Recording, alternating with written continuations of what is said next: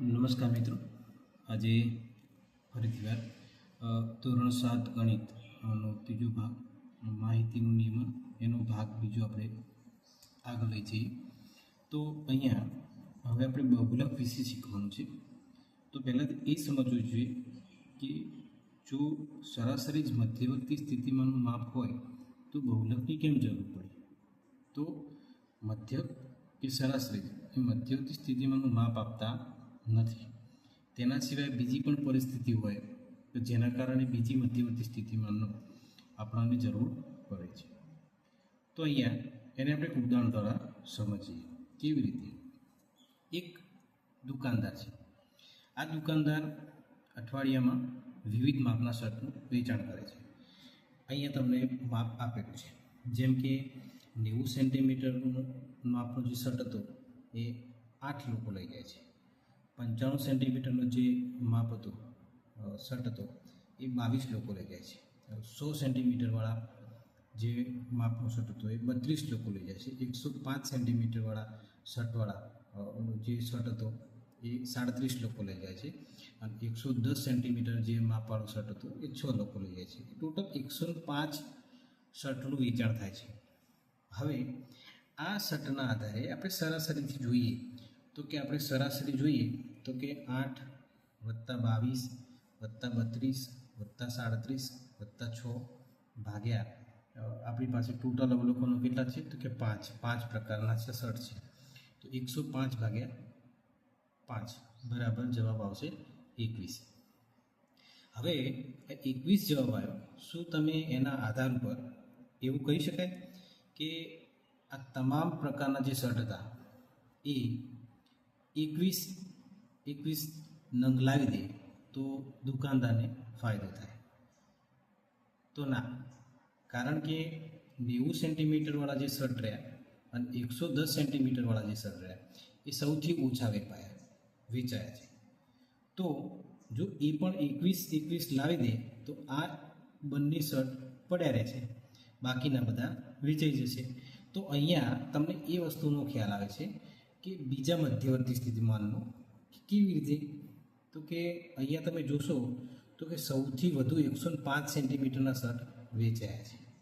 એટલે એનો મતલબ એ છે કે 105 સેન્ટીમીટર શર્ટ વેચાવાવાળાની સંખ્યા સૌથી વધુ છે. એના પછી 100 સેન્ટીમીટરવાળા વેચવાની સંખ્યા સૌથી વધુ છે અને 95 સેન્ટીમીટર શર્ટ વેચાવાની સંખ્યા એના પછીની છે. તો એનો મતલબ એ થયો કે દુકાનદાર 95 સેન્ટીમીટર, 100 સેન્ટીમીટર, 105 સેન્ટીમીટરવાળા શર્ટનું જથ્થો વધુ લાવી મૂકશે, કારણ કે એનો વેપાર સૌથી વધારે થાય છે. તો આ વસ્તુ કઈ રીતે ખ્યાલ આવે તો કે સૌથી વધુ વખત જે વપરાતું હોય, સૌથી વધુ વખત જે વપરાતું હોય એને આપણે બહુલક કહીએ છીએ. શું કહીએ છીએ? બહુલક. તો જે અવલોકનોમાં સૌથી વધુ વખત જે અવલોકન આવે છે તેને આપણે શું કહીએ છીએ? બહુલક. તો અહીંયા સરાસરીનો ઉપયોગ ન કરતા બહુલકનો ઉપયોગ કરવાથી આપણને સરળતાથી સૌથી વધુ શર્ટ જે વેચાય છે એની માહિતી આપણને મળે છે. તો આપણા જીવન જરૂરિયાતની વસ્તુઓની અંદર પણ આ ગાણિતિક પ્રક્રિયાઓનો ઉપયોગ થાય છે, બરાબર. તો એના આધારે આપણે એક દાખલો જોઈએ. તો કે નીચે આપેલી સંખ્યાનો બહુલક શોધો. જોઈએ તો કે 1 1 2 4 3 2 1 2 2 4. તો ઉપરના અવલોકનોને આપણે એક સરખા જે છે એના નજીક લાવી દઈએ. તો 1 કેટલા છે તો કે 1 2 અને 3. તો કે 3 1 લખી દીધા. 2 કેટલા છે તો કે 1 2 3 અને 4. 3 કેટલા છે તો કે 1. 4 કેટલા છે તો કે 2.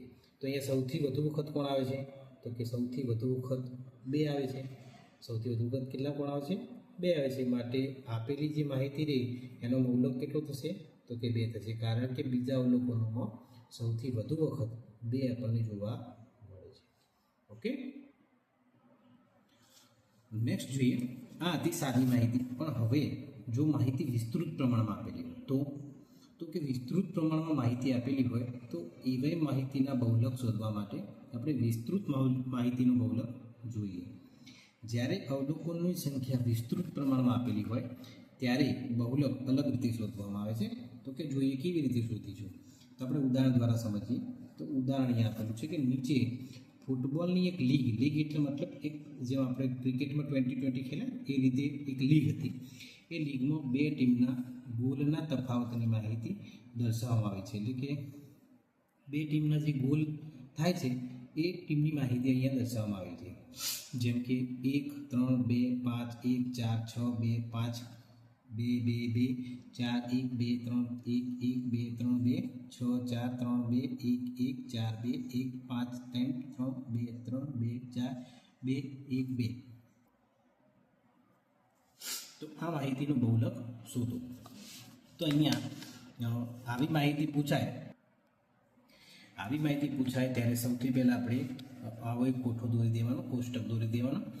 કોષ્ટકના માધ્યમથી આપણે આ માહિતીનું જે બહુલક છે એ સરળતાથી અને બહુ ઝડપી શોધી શકીએ છીએ. તો અહીંયા સૌથી પહેલાં આપેલું છે ગોલનો તફાવત. આપણને અહીંયા શું આપેલું છે? ગોલનો તફાવત.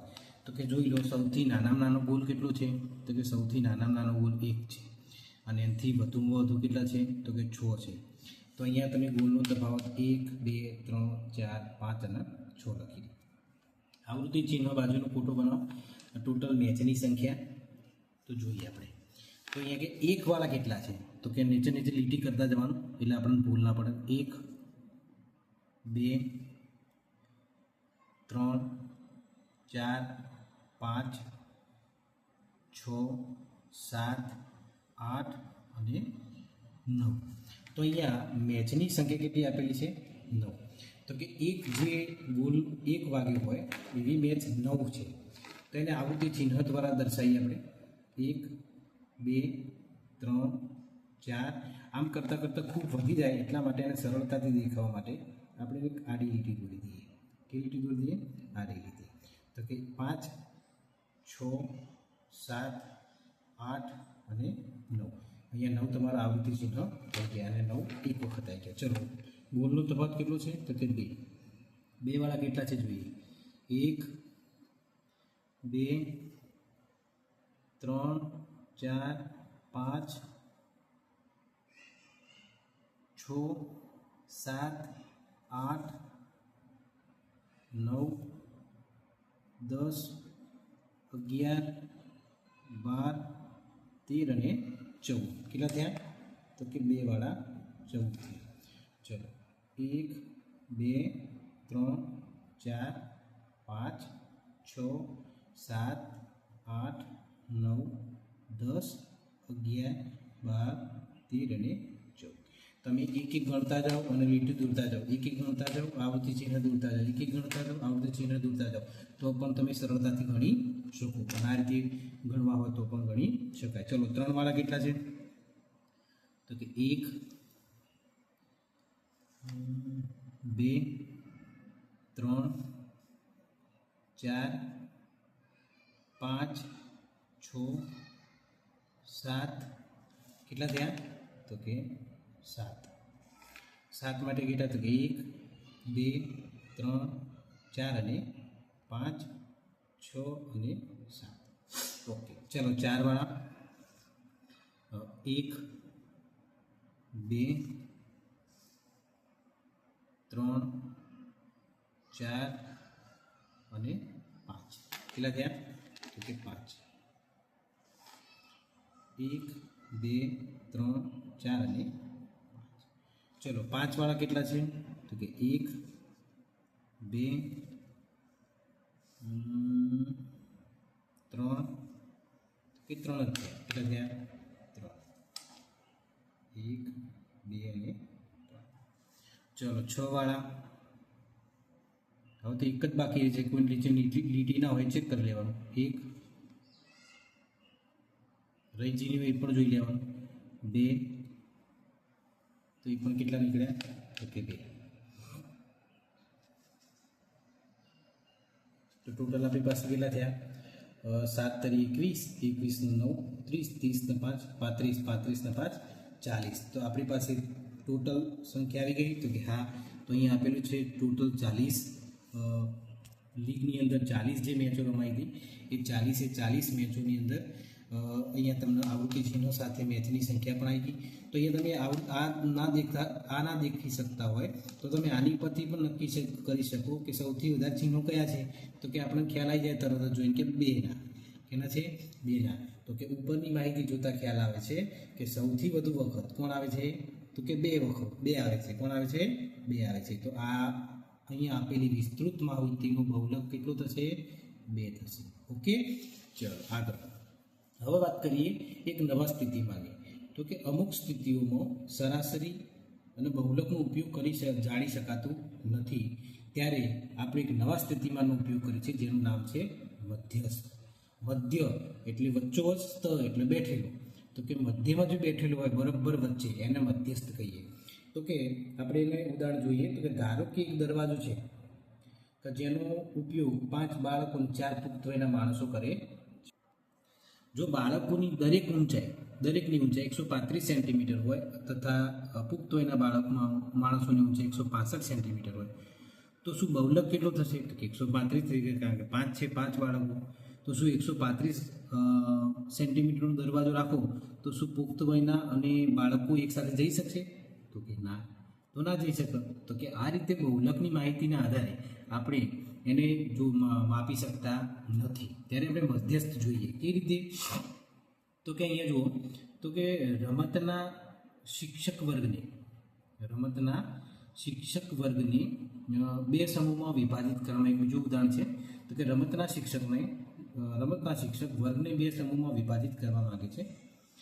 દરેક વર્ગમાં વિદ્યાર્થીઓની સંખ્યા સરખી હોવી જોઈએ અને એક સમૂહમાં વિદ્યાર્થીઓની ઊંચાઈ એક ચોક્કસ ઊંચાઈથી ઓછી હોવી જોઈએ અને બીજા સમૂહમાં ચોક્કસ ઊંચાઈથી વધુ હોવી જોઈએ. આપણી પાસે એવો એક માહિતી આપેલી છે કે 106, 110 સેન્ટીમીટર, 123, 125, 117, 120, 112, 115, 110, 120, 115, 102, 115, 109, 115, 101. તો અહીંયા આપણે આ જવાબ મેળવવા માટે મધ્યસ્થનો ઉપયોગ કરીશું. તો મધ્યસ્થ શોધવાથી શું થશે? તો કે જોઈએ તો કે તેના પહેલાં આપેલા અવલોકનો જે છે એ બધા જ અવલોકનોને આપણે ચડતા અથવા તો ઉતરતા ક્રમમાં ગોઠવી દેવાના. કયા ક્રમમાં ગોઠવી દેવાના? ચડતા કે ઉતરતા ક્રમમાં ગોઠવી દેવાના. તો એ ચડતા ક્રમમાં ગોઠવીએ તો અહીંયા તમે જોઈ શકો છો સૌથી નાનો અવલોકન કેટલું છે? તો કે 101, પછી 102, પછી 106, 109, 110, 110 2 વખત છે એટલે 110 2 વખત, 112, 115, 115, 5 વખત આવે છે, 117, 120, 120, 123 અને 125. શું 115ના આધારે આપણે ભાગ પાડીએ છીએ? તો જોઈએ કે એનાથી શું થશે. તો કે મધ્યસ્થમાં આવતો હોય તો તેને મધ્યસ્થ કહેવાય. તો કે બરાબર વચ્ચે કોણ છે? તો કે અહીંયા આટલી બધી સંખ્યા તો ખ્યાલ આવતો નથી. તો એક કાપતા જો, એક આગળથી કાપો, એક પાછળથી કાપો, એક આગળથી કાપો, એક પાછળથી કાપો, એક આગળથી કાપો, એક પાછળથી કાપો, એક આગળથી કાપો, એક પાછળથી કાપો, એક આગળથી કાપો, એક પાછળથી કાપો, એક આગળથી કાપો, એક પાછળથી કાપો, એક આગળથી કાપો, એક આગળથી કાપો, એક પાછળથી કાપો. તો બધા કોણ છેલ્લે વચ્ચોવચ 115. તો અહીંયા આપણે મધ્યસ્થમાં આવતો હોય તે મધ્યમાં આવેલું હોય એને મધ્યસ્થ કહીશું તો 115 આવશે. અને આપણે અહીંયા બહુલક પણ ગણવા જઈએ તો બહુલક પણ કેટલા આવશે? 115. તો અહીંયા તમે જોઈ શકો તો કે 1, 2, 3, 4, 5, 6, 7, 8 અને 9. તો અહીંયાના જે વિદ્યાર્થીઓ રહ્યા એ એક સમૂહમાં થશે અને બાકીના પછીના વિદ્યાર્થીઓ રહ્યા એ બીજા સમૂહ. તો આ પહેલા સમૂહની અંદર સૌથી વધુ ઊંચાઈ ધરાવતી સંખ્યા કેટલી છે? 115. અને બીજા સમૂહમાં સૌથી ઓછી કેટલી છે? તો પણ 115, 115થી 125 અને 101થી 115. આ રીતે તમે 2 ભાગમાં વિભાજિત કરી શકો મધ્યસ્થના આધારે. બીજું જો આ રીતે એક કાપવાના હોય તો તમે બીજી રીતે પણ શોધી શકો. તો કે મધ્યસ્થ બરાબર આપણી જોડે અવલોકનો કેટલા છે? તો કે 1, 2, 3, 4, 5, 6, 7, 8, 9, 10, 11, 12, 13, 14, 15, 16, 17. 17 અવલોકનો છે. તો મધ્યસ્થ બરાબર 17ની અંદર 1 ઉમેરી દેવાનું, 17 ને 1 18. 18ના 2 ભાગ કરી દેવાના, સરખા ભાગ કરી જે જવાબ આવશે એટલાનું જે અવલોકનો છે ચડતા ક્રમમાં એનો જવાબ હશે. તો કે કયો અવલોકન આવે છે? તો કે 17 ને 1 18, 18 ભાગ્યા 2, 18ના અડધા ભાગ કરો એટલે 9 આવે. તો કે 1, 2, 3, 4, 5, 6, 7, 8 અને 9. તો પણ એ 9નું અવલોકન 115 આવશે. ચલો એક બીજો દાખલો જોઈએ. ઉદાહરણ નંબર 7. આપેલી માહિતીનું મધ્યસ્થ શોધો. તો અહીંયા માહિતી આપેલી છે 24, 36, 46, 17, 28, 25 અને 35. તો પહેલાં આપણે શું કરવાનું મધ્યસ્થ શોધવા માટે? તો કે સૌથી પહેલાં કામ શું કરવાનું? ચડતા ક્રમમાં ગોઠવવાનું અથવા તો ઉતરતા ક્રમમાં ગોઠવવાનું. તો આપેલા અવલોકનને આપણે ચડતા ક્રમમાં ગોઠવીએ. તો કે સૌથી પહેલાં સૌથી નાનો કોણ છે? તો કે 17. ચડતો ક્રમ એટલે યાદ રાખવાનું નાની સંખ્યાથી મોટી સંખ્યા તરફ. તો કે સૌથી નાનો કોણ છે? 17. એના પરથી મોટો કોણ છે? તો કે 18. એનાથી મોટો કોણ છે? તો કે 24. એનાથી મોટો કોણ છે? તો કે 25. એનાથી મોટો કોણ છે? તો કે 35. અને એનાથી મોટો કોણ છે? તો 36. અને એનાથી મોટો કોણ છે? તો 46. તો અહીંયા તમે એક એક કાપતા જાઓ. આગળથી એક, પાછળથી એક, આગળથી એક, પાછળથી એક, આગળથી એક, પાછળથી એક. તો આપણે મધ્યમાં એક સંખ્યા મળશે એ એનો મધ્યક. જો આ રીતે ના શોધવું હોય તો પણ કે આપણી પાસે અવલોકનો કેટલા હતા? તો કે 1, 2, 3, 4, 5, 6 અને 7. 7ની અંદર 1 ઉમેર દો. 7 ને 1 8. 8 ભાગ્યા 2. તો કે 8 ભાગ્યા 2 કેટલા થશે? તો કે ચોથું અવલોકન તો પણ 1, 2, 3 અને 4 તો પણ 25 આવી જશે. તો આ રીતે તમે મધ્યસ્થની માહિતી મેળવી શકો. ધન્યવાદ.